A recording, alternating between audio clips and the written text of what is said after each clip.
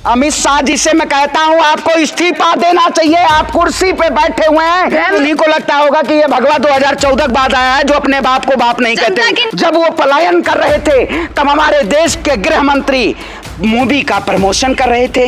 जब जब vote bank के जरिए इस देश की जनता को बरगलाना होगा तो भारतीय जनता पार्टी धर्म का मुद्दा ले आती है, धर्म का एजेंडा ले आती है। आज कितने पत्रकार इस देश में कश्मीरी हिंदुओं की खबर चलाने के लिए हैं, कोई नहीं चला रहा है क्योंकि शायद मैं भी ब्राह्मण परिवार से आता हूं। इस सरकार ने उत्तर प्रदेश में भी सबसे ज्यादा ब्राह्मणों की हत्याएं। देश सेकुलर है, भारत सभी की आस्थाओं का देश है, हिंदू मुस्लिम सिख ईसाई का।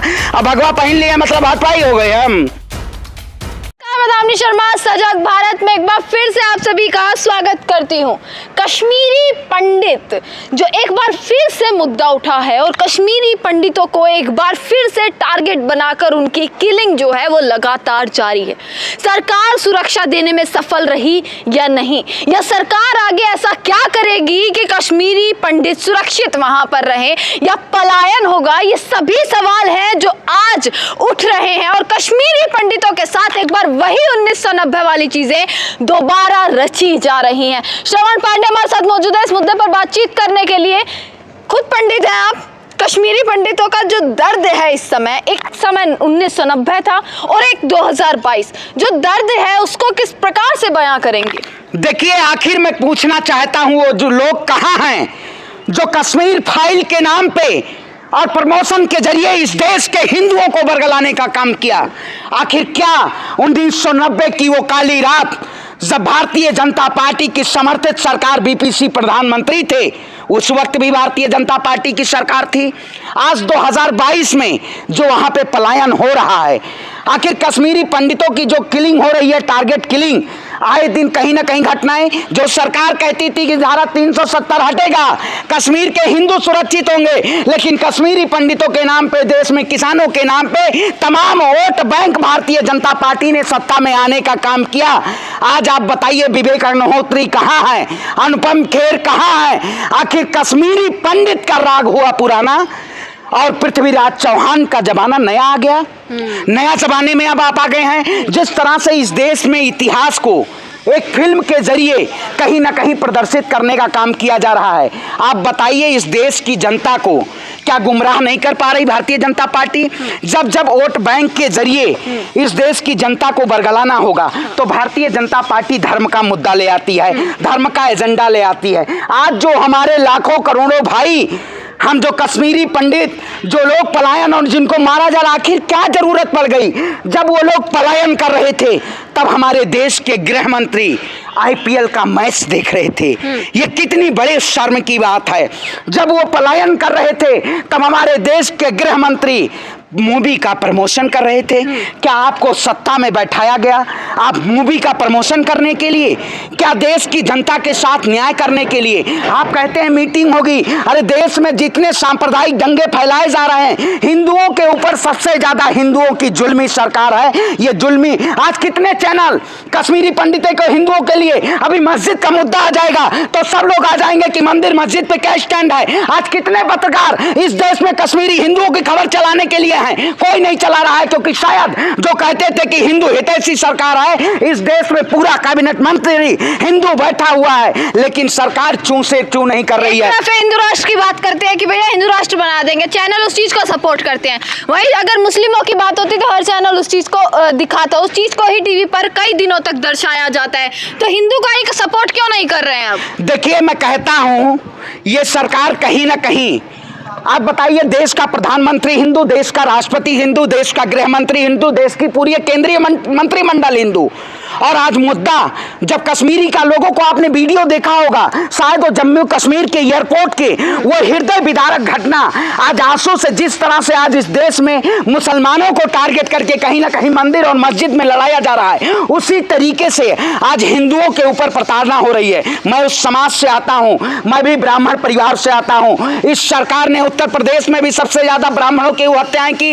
अगर ये सरकार ब्राह्मणों की हितैषी सरकार है तो कश्मीरी पंडितों का पलायन पलायन रोके। विवेक अग्निहोत्री कहाँ हैं जिन्होंने सबसे ज्यादा पैसा कमा के, जनता की जेबों से पैसा कमा के, एक भी रुपए पुनर्वास के अनुदान नहीं किया गया और डीबी डिबेट में पूरा ढिंढोरा पीटा गया। मैं कहता हूं महोदय, आपको धन्यवाद देता हूं कि आपने कम से कम कश्मीरी पंडितों के मुद्दों पे आज सवाल लिया। लेकिन मैं कहता हूं चाहे बहुत सारी ऐसी मीडिया, स्ट्रीम मीडिया है जो कहीं ना कहीं आज कश्मीरी पंडितों को दबाया जा रहा है, उनकी आवाज को दबाया जा रहा है। वो लोग आखिर आपातकाल बैठक बुला के क्यों पलायन के लिए मजबूर हैं?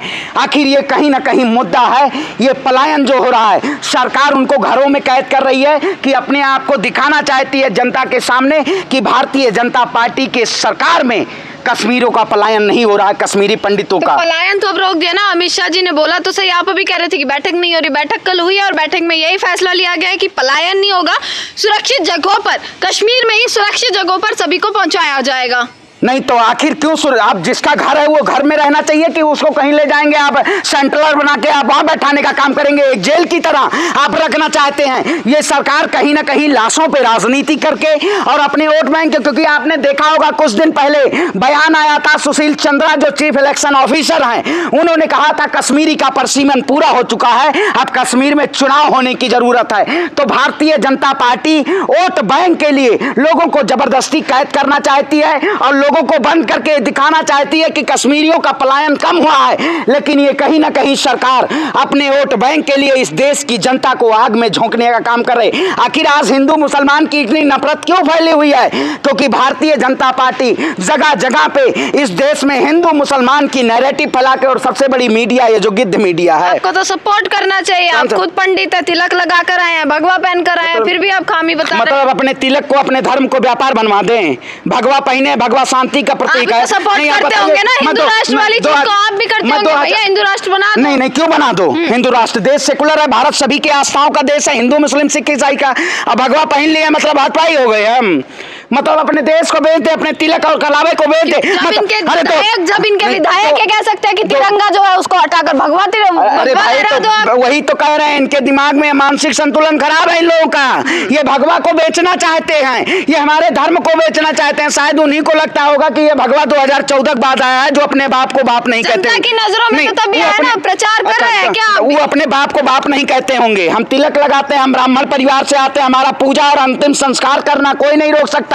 ये भारतीय जनता पार्टी हमारा अंतिम संस्कार नहीं, हम पूजा हमेशा करते आए हुए, हम ऐसे परिवार से आते हैं। ब्राह्मण सर्वे भवन्तु सुखमा की बात करता है, ब्राह्मण सभी धर्मों की बात करता है। ब्राह्मण भूखा तो सुदामा, ब्राह्मण ज्ञानी तो चाणक्य, ब्राह्मण अहंकारी तो रावण, और ब्राह्मण रूठा तो परशुराम। ये गर्मी देख रहे हैं, ब्राह्मण इस सरकार से रूठ चुका है।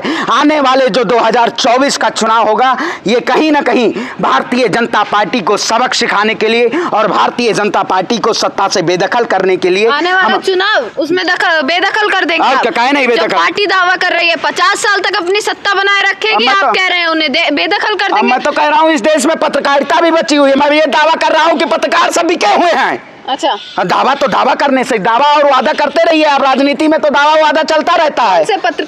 पत्रकारों की भी आजकल भूमिका अलग उनका वही बात है, कुछ ऐसे होते हैं, कुछ पहुंचते हैं, लेकिन उनका अड्डा वही होता है, सरकार के पास जाना है। अच्छा। तो ऐसे लोग हैं जो इस देश में कहीं ना कहीं मीडिया को बेचने का काम कर रहे हैं। वो देश में निष्पक्ष पत्रकारिता का काम नहीं कर रहे, वो मीडिया के जरिए देश को बेचने का काम कर रहे हैं। ऐसे पत्रकारों को बहिष्कार करना चाहिए। और देश में जिस तरह से कहीं ना कहीं एक नफरत की राजनीति की जा रही है, नफरत के लिए एजेंडा चलाया जा रहा है, ऐसे एजेंडाधारियों को बैन होना चाहिए। आपको पता थी कश्मीर की जो 1990 में कश्मीर में जो कुछ हुआ है पहले से जानते थे आप, या कश्मीर फाइल्स आने के बाद आपने सारी चीजें पता करी? हम इतिहास को पढ़ते हैं महोदया। हाँ। हम इतिहास को किताबों के जरिए पढ़ते हैं।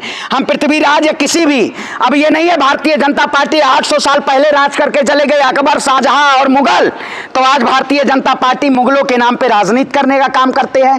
ये कहीं ना कहीं हम जिस तरह से कश्मीरी पंडितों को पलायन के लिए मजबूर होना पड़ रहा है, कहीं ना कहीं इसकी जिम्मेदार सरकार है। और इस पे गृह मंत्री जी नहीं, पाकिस्तान बता रहे हैं। अच्छा, आप तो कहेंगे चीन है। हम नहीं, अमित शाह बोले पाकिस्तान का हाथ है इसमें। पाकिस्तान का हाथ है, मतलब हम हिंदुस्तान में। अमित शाह जी बोले हैं ना। अमित शाह जी से मैं कहता हूँ आपको इस्तीफा देना चाहिए। आप कुर्सी पे बैठे हुए हैं, इस्तीफा। और क्या, देश की जनता आपको बैठाई है, आप अपने देश की जनता ने बैठाया, देश की जनता आपसे इस्तीफा इस्तीफा मांगने का काम कर रही है। और इस्तीफा दे, कुर्सी छोड़े। ये देश की जनता को ये कहीं ना कहीं सांप्रदायिक दंगों में और आग में झोंकना चाहते हैं। ये देश की आवाम अब सरकार से और देश की गृह मंत्री से सवाल करेगी और कुर्सी छीनने का काम करेगी। मैं ये युवा हूं और कहता हूं, कश्मीरी पंडितों के लिए जो राजनीति की है इन्होंने, ये कहीं ना कहीं देश के लोकतंत्र के लिए खात्मा किया है और उनको इस्तीफा देना चाहिए। गृह मंत्री से इस्तीफा मैं लेके रहूंगा। मतलब सुरक्षा नहीं मांग रहे हैं कि सुरक्षा दी जाए, सीधा जो मुद्दा है वो इनके इस्तीफे की तरफ है आपका। तो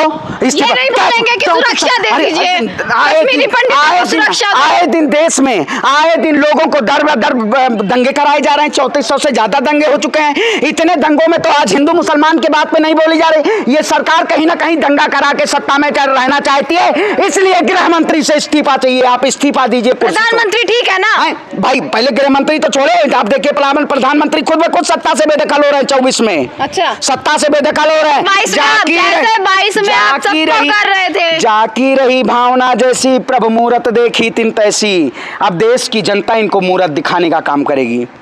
हाँ, और कश्मीरी पंडितों को न्याय मिल जाएगा। देखिए, क्यों नहीं न्याय मिलेगा? हाँ, कब मिलेगा? 22 में मिलेगा या 24 में मिलेगा? अभी मिलेगा, अभी मिलेगा। इनकी सरकार इनकी सरकार, ये सरकार तो 1990 में और 2022 में जब ये सरकार आती है, ये कहीं ना कहीं दंगा करवाती है। जब इस सरकार को सत्ता से बेदखल करेंगे, तब कहीं ना कहीं कश्मीरी पंडितों पे जो राजनीति कर रही है भारतीय जनता पार्टी, उसको बहुत बड़ा ठेस पहुंचेगा। अब इस देश में राजनीति कश्मीरी पंडितों के ऊपर नहीं होगी। अब राजनीति भारतीय जनता पार्टी को बेदखल करके खत्म होगी, क्योंकि भारतीय जनता पार्टी सत्ता में ये कहीं ना कहीं जुल्म करना चाहती है। चलिए, श्रवण पांडे हमारे साथ मौजूद थे और लगातार जो है कश्मीरी पंडितों का जो मामला है वो एक ऐसा मुद्दा बन गया, एक ऐसा गर्म मुद्दा जिसने ये बता दिया कि इतिहास जो है वो दोबारा रचा जाता है। और इतिहास की जो बात थी वो 1990 वाली बात अब 2022 में भी देखने को मिली। अलग अलग तर्क है, हर किसी के अलग अलग बातें हैं और हमारा काम है कि लोगों की बातों को जानना कि जो अत्याचार इस वक्त कश्मीरी पंडितों के ऊपर हो रहा है